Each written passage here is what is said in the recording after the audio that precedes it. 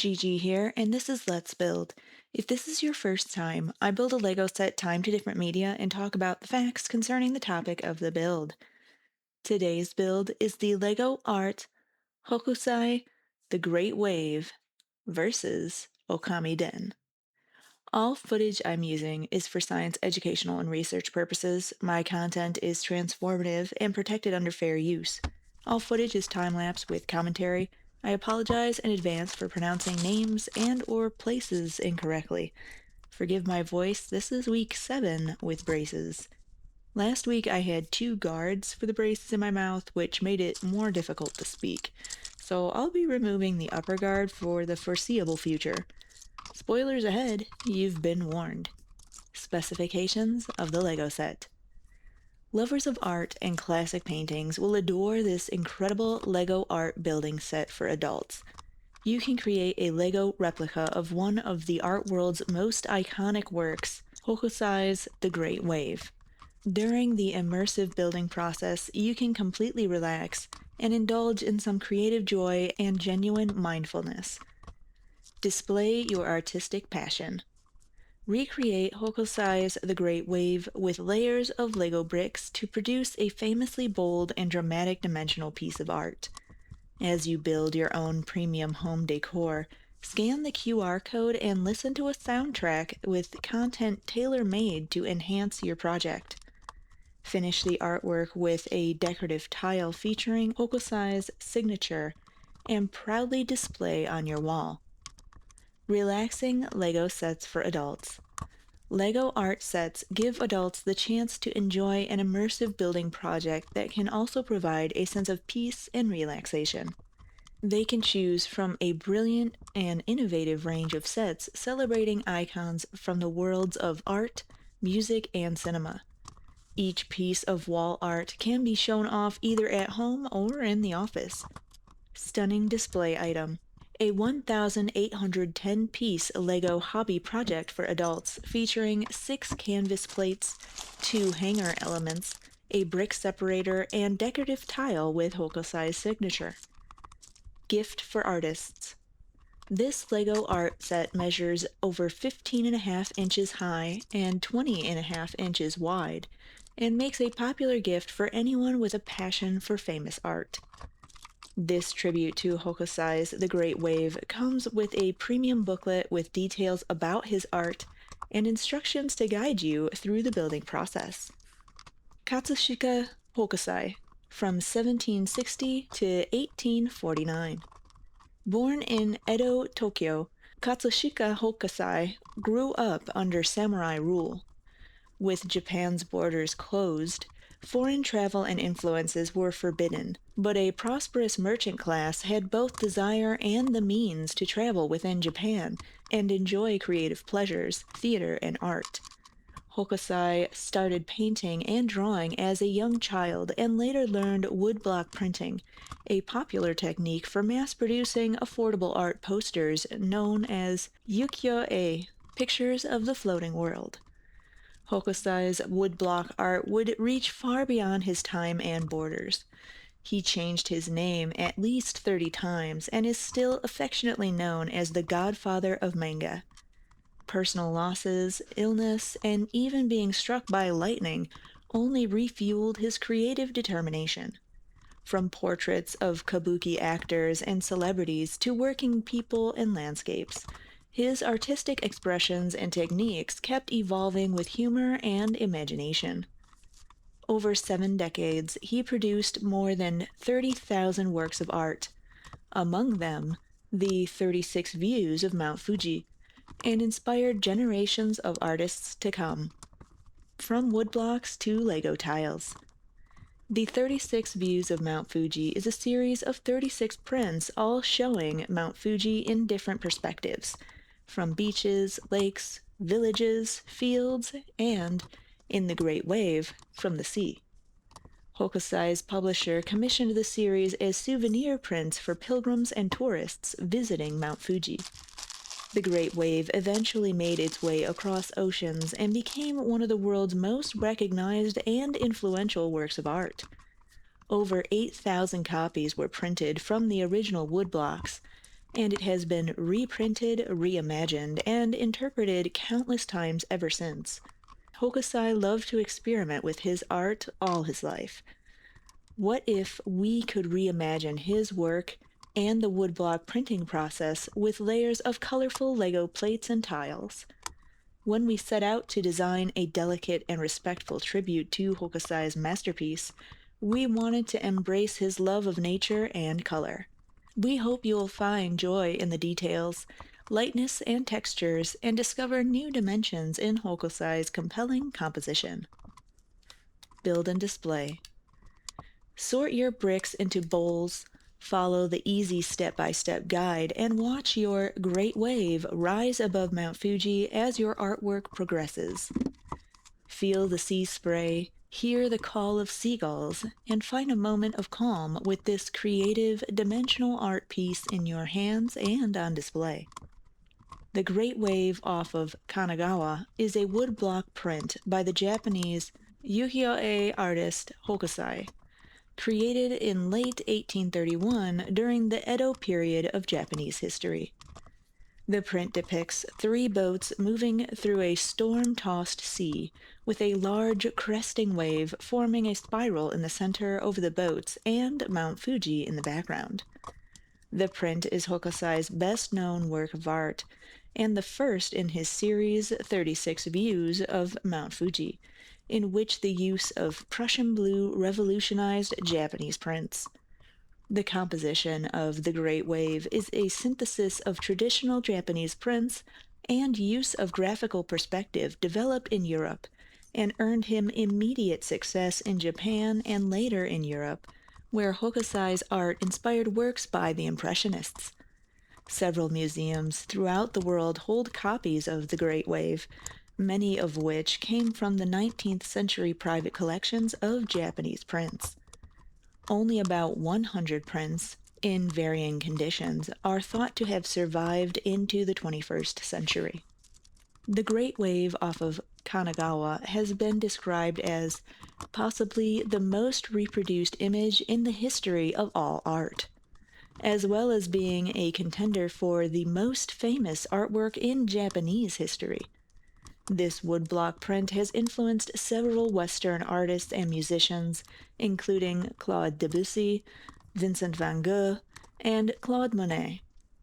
Hokusai's younger colleagues, Hiroshige and Utagawa Yunikoshi, were inspired to make their own wave-centric works. Ukiyo-e art. Ukiyo-e is a Japanese printmaking technique which flourished in the 17th through the 19th centuries. Its artists produce woodblock prints and paintings of subjects including female beauties, kabuki actors, and sumo wrestlers, scenes from history and folk tales, travel scenes and landscapes, Japanese flora and fauna, and erotica. The term ukiyo-e translates as pictures of the floating world. After Edo, called Tokyo since 1868, became the seat of the ruling Tokugawa shogunate in 1603, the chunin class of merchants, craftsmen, and workers benefited most from the city's rapid economic growth and began to indulge in and patronize the entertainment of the kabuki theater, geisha, and courtesans of the pleasure districts. The term ukiyo came to describe the hedonistic lifestyle. Printed or painted ukiyo-e works were popularized with the chunin class, who had become wealthy enough to afford to decorate their homes with them. The earliest ukiyo-e works, Hishikawa Morinobu's paintings and monochromatic prints of women, emerged in 1670s. Color prints were introduced gradually, and at first were only used for special commissions. By the 1740s, artists such as Okamura Masanobu used multiple woodblocks to print areas of color. In the 1760s, the success of Suzuki Harunobu's brocade prints led to full-color production becoming the standard, with 10 or more blocks used to create each print. Some ukiyo-e artists specialize in creating paintings, but most were prints. Artists rarely carved their own woodblocks, Production was divided between the artist who designed the prints, the carver who would cut the woodblocks, the printer who inked and pressed the woodblocks into handmade paper, and the publisher who financed, promoted, and distributed the works. As printing was done by hand, printers were able to achieve effects impractical with machines, such as the blending or gradation of colors on the printing block. Artist Katsukisha was born in Katsukisha, Japan in 1760 in a district east of Edo. He was the son of a shogun mirror maker, and at the age of 14 he was named Tonkataru. Because Hokusai was never recognized as an heir, it is likely his mother was a concubine. Hokusai began painting when he was 6 years old, and when he was 12 his father sent him to work in a bookshop. At 16 he became an engraver's apprentice, which he remained for 3 years while also beginning to create his own illustrations. At 18, Hokusai was accepted as an apprentice to the artist Kanagawa, one of the greatest ukiyo-e artists of his time. When Sonshu died in 1793, Hokusai studied Japanese and Chinese styles, as well as some Dutch and French paintings on his own.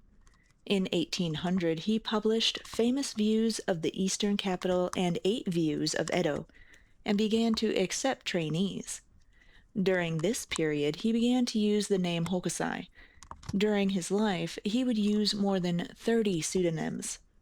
In 1804, Hokusai rose to prominence when he created a 240 square meter drawing of a Buddhist monk named Daruma for a festival in Tokyo. During his precarious financial situation, in 1812 he published Quick Lessons in Simplified Drawing and began to travel to Nagoya and Kyoto in order to recruit more students. In 1814 he published the first of 15 manga, volumes of sketches of subjects that interested him, such as people, animals, and Buddha. He published his famous series, 36 Views of Mount Fuji, in the late 1820s. It was so popular that he later had to add 10 more prints. Hokusai died in 1849 at the age of 89. According to Kalza, years before his death, Hokusai stated, "From the age of 6, I had a passion for copying the form of things, and since the age of 50 I have published many drawings. Yet of all I drew by my 70th year, there is nothing worth taking into account. At 73 years, I partly understood the structure of animals, birds, insects, and fishes, and the life of grasses and plants. And so, at 86, I shall progress further. At 90, I shall even further penetrate their secret meaning. And by 100, I shall perhaps truly have reached the level of the marvelous and divine. When I am 110, each dot, each line will possess a life of its own." Description: The Great Wave off of Kanagawa is a landscape format ukiyo-e print that was produced in oban size of 25 centimeters by 37 centimeters. The landscape is composed of 3 elements: a stormy sea, 3 boats, and a mountain. The artist's signature is visible in the upper left-hand corner. The mountain. In the background is Mount Fuji and its snow-capped summit. Mount Fuji is the central figure of the 36 Views of Mount Fuji series, which depicts the mountain from different angles. In The Great Wave off of Kanagawa, Mount Fuji is depicted in blue with white highlights in a similar way to the wave in the foreground. The dark color surrounding the mountain appears to indicate the printing is set in early morning, with the sun rising from the viewer's vantage point and beginning to illuminate the snowy peak. There are cumulonimbus clouds between the mountain and the viewer. Although these clouds typically indicate a storm, there is no rain on Mount Fuji or in the main scene. Boats. The scene shows 3 pushing oar boats, fast barges that were used to transport live fish from Izu and Bosu peninsulas to markets in Edo Bay. According to analysis by Cartwright and Nakamura, the boats are located in Edo Bay off the present-day Kanagawa-ku, Yokohama, with Edo to the north and Mount Fuji to the west. The boats are facing south, likely to Sagami Bay, to collect cargo of fish for sale in Edo. Each boat has 8 rowers who are holding their oars. At the front of each boat are 2 more relief crew members. 30 men are represented in the picture, but only 22 are visible. The size of the wave can be approximated using the boats as a reference. The pushing oar boats were generally between 12 and 15 meters, or 39 and 49 feet long. Taking into account Hokusai reduced the vertical scale by 30%, the wave is between 10 and 12 meters, or 33 to 39 feet high. The sea and waves. The sea dominates the composition, which is based in the shape of a wave that spreads out and dominates the entire scene before falling. At this point, the wave forms a perfect spiral with its center passing through the center of the design, allowing viewers to see Mount Fuji in the background. The wave is made up of curves, with the water's surface being an extension of the curves inside of the waves. The big wave's foam curves generate other curves, which are divided into many small waves that repeat the image of the large wave. Edmond de Gongart, a French writer, described the wave as follows: drawing board that was supposed to have been called the wave. It is much like that almost deified drawing created by a painter gripped by a religious terror of a formidable sea that surrounded its country, a drawing that shows the wave's angry ascent to the sky, the deep azure of the curl's transparent interior, the tearing of its crest that scatters in a shower of droplets in the form of an animal's claws. The wave is generally described as that produced by a tsunami, a giant wave, or more likely a rogue wave, but also as a monstrous or ghostly wave, like a white skeleton threatening the fisherman with its claws of foam. This interpretation of the work recalls Hokusai's mastery of Japanese fantasy, which is evidenced by the ghosts in his Hokusai manga. An examination of the wave on the left side reveals many more claws that are ready to seize the fisherman behind the white foam strip. This image recalls many of Hokusai's previous works, including his Hyaku Monogatari series, 100 Ghost Stories, produced from 1831 to 1832, which more explicitly depicts supernatural themes. The wave's silhouette resembles that of a dragon, which the author frequently depicts even on Mount Fuji. His signature? The Great Wave off Kanagawa has 2 inscriptions. The title of the series is written in the upper left corner within a rectangular frame, which reads, 36 Views of Mount Fuji, on the high seas in Kanagawa, under the wave. The inscription to the left of the box bears the artist's signature, which reads, Painting from the brush of Hokusai, who changed his name to Litsu. During his humble origins, Hokusai had no surname. His first nickname, Katsushika, was derived from the region from which he came. Throughout his career, Hokusai used over 30 names and never started a new cycle of work without changing his name, sometimes leaving his name to his students. Depth and perspective. Depth and perspective work in The Great Wave off Kanagawa stand out, with a strong contrast between background and foreground. 2 great masses dominate the visual space. The violence of the great wave contrasts with the serenity of the empty background, evoking dualist concept of yin and yang. Man, powerless, struggles between the two, which may be a reference to Buddhist philosophy, in which human things and affairs are ephemeral, as represented by the boats being swept away by the giant wave, and Shinto, an especially Japanese concept in which nature is omnipotent. Reading direction. According to some, the Great Wave off Kanagawa is best viewed from right to left. This is traditional for Japanese paintings, as Japanese script, when written vertically is also read from right to left. Analyzing the boats in the image, particularly at the top, reveals the slender tapering bow faces left, implying the Japanese interpretation is correct.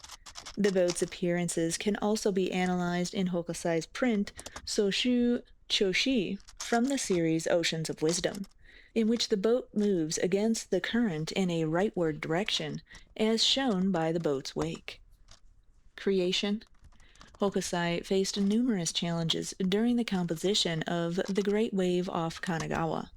In 1826, whilst in his 60s, he suffered financial difficulty. And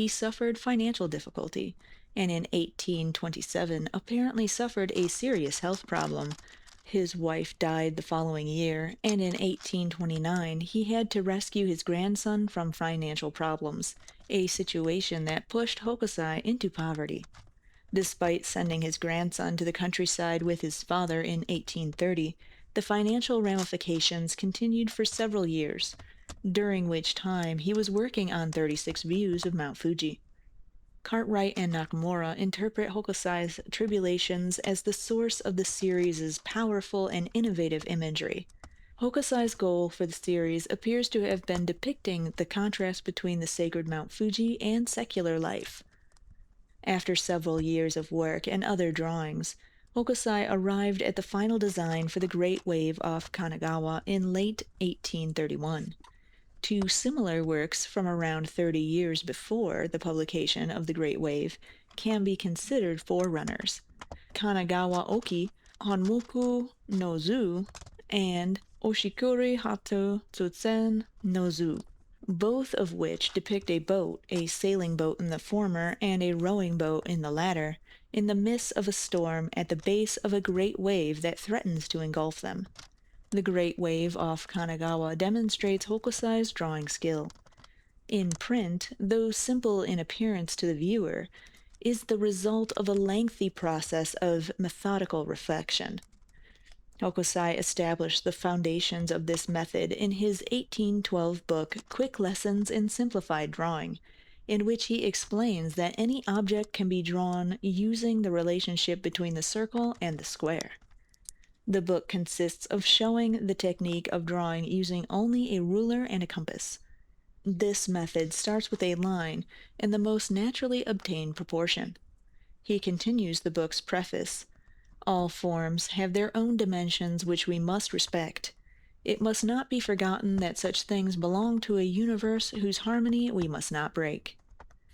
Hokusai returned to the image of the Great Wave a few years later, when he produced Kaijo no Fuji for the second volume of 100 Views of Fuji. This print features the same relationship between the wave and the mountain, and the same burst of foam. There are no humans or boats in the latter image, and the wave fragments coincide with the flight of birds. While the wave in The Great Wave moves in the opposite direction of Japanese reading, from right to left, the wave and birds in Kaijo no Fuji move in unison. Perspective. The concept of perspective prints arrived in Japan in the 18th century. These prints rely on a single-point perspective rather than a traditional foreground, middle ground, and background, which Hokusai consistently rejected. Objects in traditional Japanese painting and Far Eastern painting in general were not drawn in perspective, but rather, as in ancient Egypt, the sizes of objects and figures were determined by the subject's importance within the context. Perspective, which was first used in Western drawings by the 15th century artists Paolo Uccello and Pero della Francesca, were introduced to Japanese artists through Western, particularly Dutch, merchants arriving in Nagasaki. Okamura Masanobu and especially Utagawa Toyoharu made the first attempts to imitate the use of Western perspective, producing engravings depicting the canals of Venice or the ruins of ancient Rome in perspective as early as 1750. Toyoharu's work greatly influenced Japanese landscape painting, which evolved with the works of Hiroshige, a direct student of Toyoharu through Toyohiro, and Hokusai. Hokusai became acquainted with Western perspective in the 1790s through Shiba Kukan's investigations, from whose teachings he benefited. Between 1805 and 1810, Hokusai published the series Mirror of Dutch Pictures, Eight Views of Edo. The Great Wave off Kanagawa could not have been as successful in the West if audiences did not have a sense of familiarity with the work. It has been interpreted as a Western play seen through the eyes of a Japanese.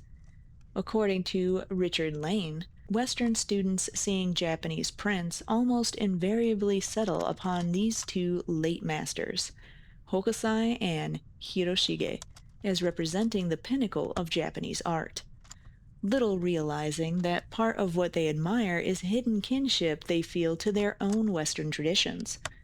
Ironically enough, it is this very work of Hokusai and Hiroshige that helped to revitalize Western painting toward the end of the 19th century, through the admiration of the Impressionists and Post-Impressionists.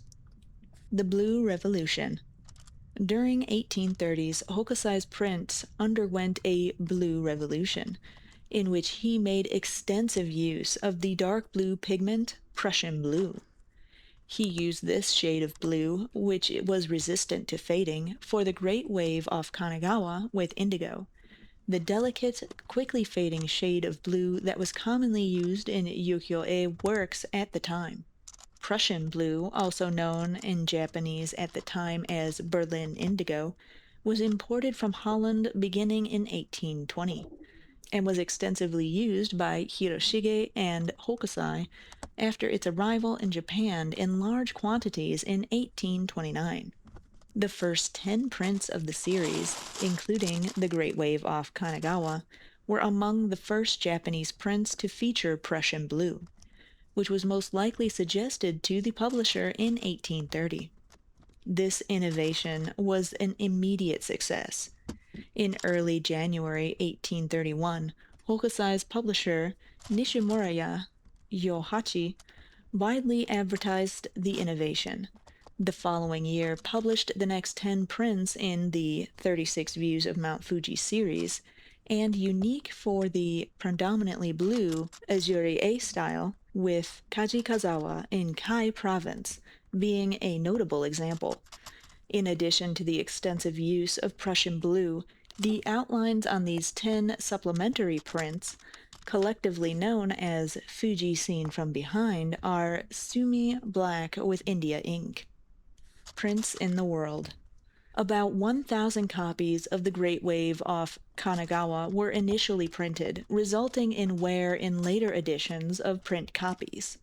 It is estimated approximately 8,000 copies were eventually printed. As of 2022, 113 original impressions of the first edition are known to survive worldwide, with the greatest proportion, 35 of which, are in American museums. The first signs of wear are in the pink and yellow of the sky, which fades more in worn copies, resulting in vanishing clouds, a more uniform sky, and broken lines around the box containing the title. Some of the surviving copies have been damaged by light, as woodblock prints of the Edo period use light-sensitive colorants. Okamiden is a 2010 action-adventure game developed by Mobile and Game Studio Inc. and published by Capcom for the Nintendo DS. It is a spiritual successor rather than a sequel to Okami, a game released originally for the PlayStation 2.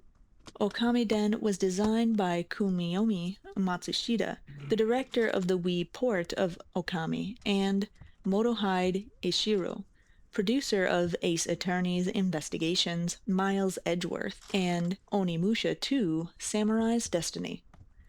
It was released in Japan on September 30th, 2010, in North America on March 15th, 2011, and in Europe March 18th. It stars Chibitarasu, a small celestial wolf born from Amaterasu, the protagonist from Okami, and features much of the same gameplay as its predecessor, including the celestial brush, which allows players to freeze the gameplay and draw shapes or patterns using the touchscreen. Development began when Matsushita expressed an interest in creating a new Okami game and showed Ishiru a technical demo of such a game in December 2008. Because the demo was so well done, development began on a sequel, and in September 2010, 4 years after Okami debuted, the game was released to positive reviews from critics and moderate commercial success. With the announcement of a sequel to Okami at the Game Awards 2024, it is unclear if Okamiden is canon or non-canon. Gameplay: Okamiden plays similarly to its predecessor Okami, as an action-adventure game similar to games from the Legend of Zelda series. Zelda was an inspiration for both Okami's director Hideki Kamiya and Okami's producer Motohide Oshiro. The Celestial Brush, the ability to freeze the screen and draw symbols via the touchscreen with the stylus to bring changes to the game world, remains central to the game for solving puzzles and fighting enemies. The theme of returning life to the world also returns from Okami. A new feature is the ability for Chibitarasu to team up with partners. They can be used to explore the overworld with, as well as battle enemies.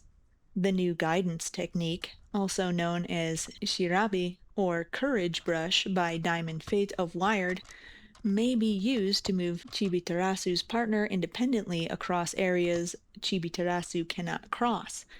This is often required to progress in the game. The game uses the face buttons to move Chibitarasu about the world, with the top display being the current third-person view and the bottom showing a mini-map of the area. By pressing either shoulder button, the celestial brush is activated. The game pauses as the top screen is moved down to the bottom and rendered as a parchment, and the player then can use the stylus and touchscreen to draw to activate various powers of the celestial brush. The game will sense the speed at which the player draws the stylus across the screen and reflect this in the weight of the stroke drawn on screen. A quick motion will lead to a faint partial line, while slow movements will create bold strokes. Brush techniques can be used to defeat enemies.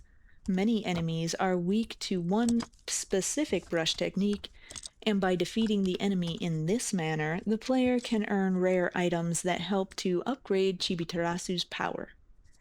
Some sections of the game include minigames based on other genres, such as shoot-'em-ups and side-scrollers. Plot: much of Okamiden's story centers around the children of previous characters from Okami, and their adventures and the relationships that form throughout the game's story, according to producer Motohide Ishido. The game takes place 9 months after the events of Okami. Despite Amaterasu's battle against the Dark Lord Yami, which would kill all the demons in Nippon, they return. The Konohana sprite Sakuya, a character from the original Okami, summons the sun goddess Amaterasu, but instead finds Chibitarasu, who looks like a young version of Amaterasu. Chibitarasu, as revealed by Matsushita, is in fact Amaterasu's son, as was previously speculated. Producer Eshiru noted that he is a young form of existence, and not fully grown. He retains several abilities from Amaterasu, including the Celestial Brush, but lacks her power, which will be reflected in the plot and gameplay. Matsushita also called Chibitarasu clumsy and having childlike traits of being tearfully sentimental or not being able to make decisions. Isun, Amaterasu's partner in the first game, is unavailable to help Chibitarasu as he is busy with his duties as the Celestial Envoy, and thus Chibitarasu is tasked to find another partner to help rid the world of evil. One of the partners that accompanies Chibitarasu is Kuni, the adopted son of Susano and Kushi, two characters from Okami. Other partners include Nanami, a young mermaid that is able to swim about in underwater stages and can provide a water source for Water Spout. Kagu, a spirit medium who helps Chibitarasu see ethereal elements. Koru, a flute-playing young boy that bears some traits similar to Waka from Okami, and Mampuku, a, an overweight boy carrying fire who can walk through ice spikes and who can provide a fire source for the Inferno technique. Chibitarasu and his various partners initially tracked down an evil summoner named King Fury that gave rise to the curses across the lands. When Chibitarasu defeats King Fury, they will find a stronger evil known as Akuru, who is seeking to curse the lands of Nippon. To do so, he must acquire the blood from Orochi, the eight-headed demon fought several times in the first game. Okoro travels back 1 year to when Amaterasu faced Orochi. Chibitarasu follows it and prevents it from recovering the blood. Furious, Okoro travels back 100 years in time, when the swordsmen Nagi and Shiranui, the wolf form that Amaterasu was later given, defeated Orochi. The team travel back in time to follow Okoro. Just before they enter the moon cave, Kaoru leaves the group, claiming to have found his true mission. The pup, saddened at Koru's sudden departure, heads on into the cave to fight Akuru. Chibi, however, is unable to prevent Akuru from obtaining the blood this time, as Kuro, who apparently turned evil and became Akuru's servant, stops Chibitarasu's efforts. Chibitarasu and his other allies follow Akuru into the dark realms where they find the demon that has taken up residence in the body of Kuni and that Kaoru intend on fighting the pup. Chibitarasu is forced to fight his former partner, expelling Akuru's spirit and freeing Kuni, but the evil Kuro willfully allows it to take its body. However, this has been Kuro's plan all the time. He reveals that he is a living doll of Waka, with the goal to house Akuru's spirit, such that if he is killed with Akuru inside, Akuru would be dispelled. Chibitarasu, fighting back tears, complies with Koru's instructions, and Akuru is destroyed forever. Kaoru, just before his death, is sad about how he was nothing but a doll. However, the others reassure him that it was his adventures with Chibitarasu that made him who he was. It was these adventures that made him more than just a doll. Kaoru dies happily, surrounded by his friends. Afterwards, the remainder of Chibitarasu's partners return to their homes, more confident in their abilities. Kuni leaves home to seek out who he really was, much to Suzanu's regret. Chibitarasu joins with Isun to return to the celestial plane to reunite with Waka and Amaterasu.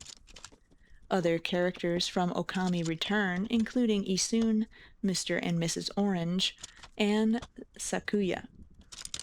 The game features locales from Okami as well as new areas to explore and parts of this adventure.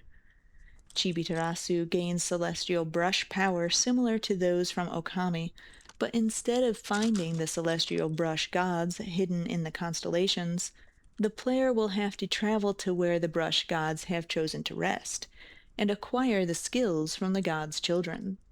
Development. Due to poor sales, Okami was considered a commercial failure on the PlayStation 2, and while it was widely believed to be one of the factors involving its closure of the developer Clover Studios, Hideki Kamiya, lead designer of Okami, specified that producer Atsushi Inaba had had an argument with Capcom management. Kamiya commented that he had an idea in mind for the sequel and would enjoy making it, but it was nothing more than an idea beyond his control. In July 2007, former Capcom employee Keiji Inafune commented that the Wii port was something he had considered, but it was easier said than done, and they had no plans yet. In spite of this, it received a port for the Wii. Capcom employee Chris Svensson commented that a lot more people would have to buy copies of Okami to warrant a sequel's production. In August 2009, Capcom filed for a Japanese trademark on the name Okamiden for a video game, a few months prior to the Japan release of the Wii version of Okami, which led to speculation about an Okami sequel, Okamiden may be a shortening or pun for Okami Gaiden, translated as Okami Side Story, or possibly Okami Densetsu, which translates to Okami Legend, thus fueling speculation that it may be a long awaited sequel. The September issue of Famitsu revealed that Okamiden Chiisake Taiyo was indeed another Okami game, which was slated to be released by Capcom on the Nintendo DS in 2010 in Japan, though no other release information was provided. The Famitsu article shows gameplay, including combat and graphics similar to the PlayStation 2 or Wii game. Okamiden was directed by Kumiyami Matsushita, who oversaw the Wii port of Okami, and was produced by Morihide Ishiru, who had previously worked on titles such as Onimusha 2, The Samurai's Destiny, and Ace Attorney Investigations, Miles Edgeworth. Yukinori Kitajima, writer for the critically acclaimed Japanese Wii title 428 Shibuya Scramble, was the scenario author for Okamiden.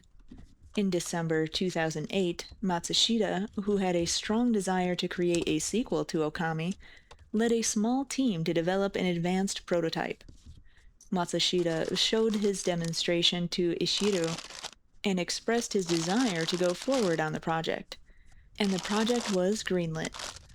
The team settled on the Nintendo DS due to its portability, allowing players to pick it up and play wherever they wish, as well as the utility of the stylus on the touchscreen acting as a brush.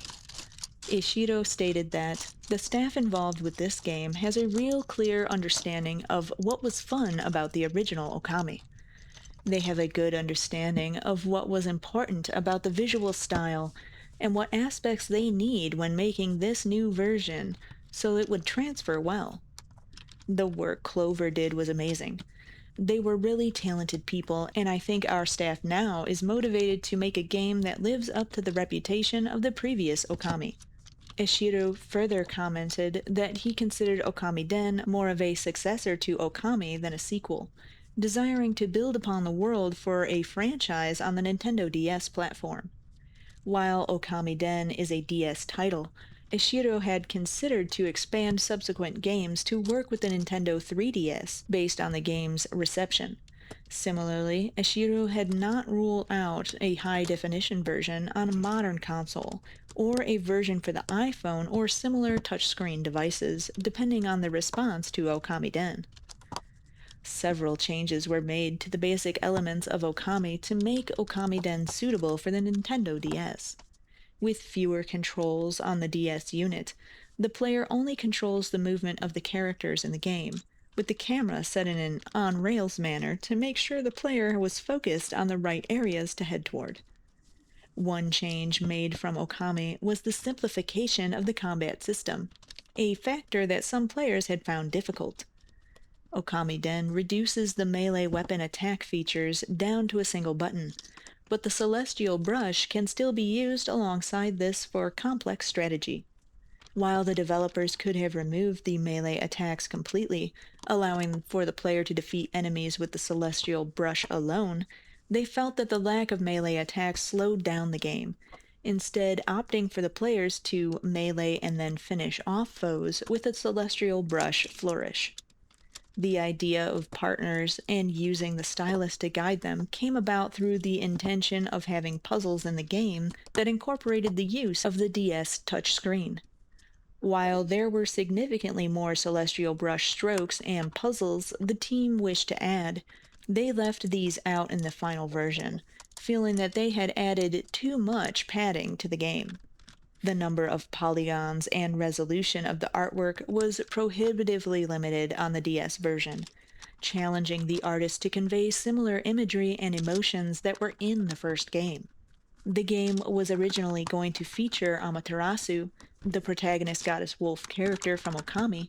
During character planning, one of the artists drew what Amaterasu's child would look like as a joke, but this spurred several ideas for Matsushita, such as the concept of a partner and leading to Chibitarasu's becoming the main character. As Chibitarasu was still a child, the team thought it would take more than just a child to save the world. according to Matsushita, and led the inclusion of the partners both in the game's story and gameplay. This option was selected over several arrangements of characters, such as having five different Chibitarasus team up as a party.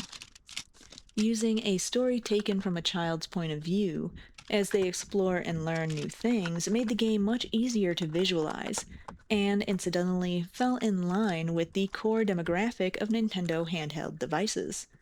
Ishiro compared such a first person narrative to the film Stand By Me. Ishiro also felt it was important to include making friends and having to say goodbye as part of this adventure, striking a strong emotional aspect into the game. As such, Chibi Tarasu is only paired with one partner at any one time. As Matsushita said, if you could switch between them at any time you wanted, then they wouldn't be partners anymore. Included was the death of one of the major characters in the game, which Matsushita found necessary to improve the story's flow.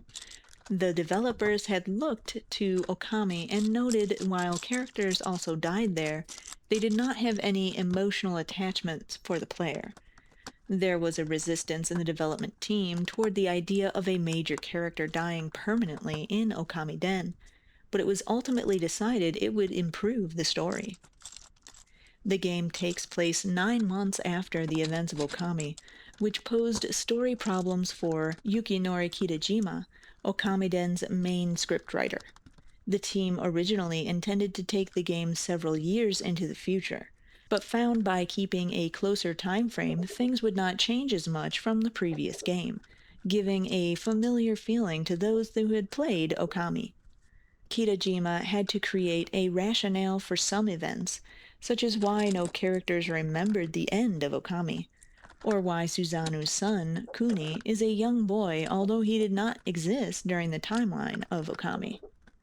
Okamiden was first shown in playable form at the Tokyo Game Show in September 2009, where it was reported to have been about 25% completed. Occidental releases were uncertain until it was observed that Capcom had trademarked the name Okamiden in both North American and European markets. In April 2010, at its Captivate event, Capcom confirmed the game would be released to the aforementioned markets no later than 2011. Okami and Okamiden both adopt the ukiyo-e and sumi-e style, both Japanese watercolor and wood carving techniques used in notable works such as those of Hokusai, and which better conveyed the connection of restoring nature, which is why I chose to pair Okamiden with this build, since I had already used Okami for the Jade Rabbit build. I also have a personal experience with making my own woodblock prints, as well as linoleum and intaglio printing. I'm also an artist and have been known to get into many forms of traditional art, as well as filmmaking, photography, and digital art. Total build time 2 hours, 47 minutes, 53 seconds, which means you could watch the films of Private Life of a Masterpiece, Katsushika Hokusai The Great Wave at 49 minutes, Hokusai Old Man Crazy to Paint at 87 minutes, and 31 minutes of the National Museum of Asian Art exhibit, Hokusai Close Up Paintings from the Freer Art Gallery, with a total time of 60 minutes. Let me know what you think in the comment section below. Remember to like, subscribe, share, ring that bell, all the things for the YouTubes. Thank you.